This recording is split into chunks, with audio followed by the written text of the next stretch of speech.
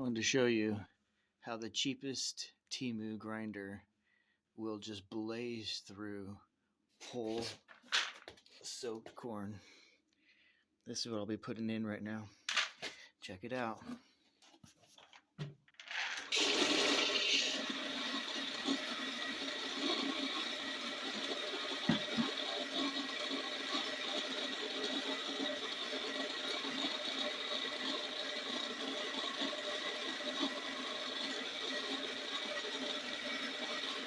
This thing was super cheap, like compared to a lot of other grinders. I think it was 180 bucks. I mean,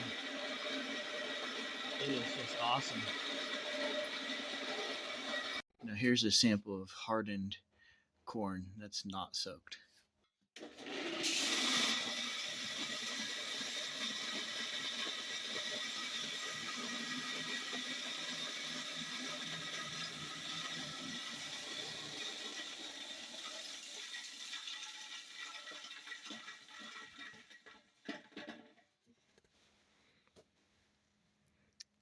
See the difference in the final product?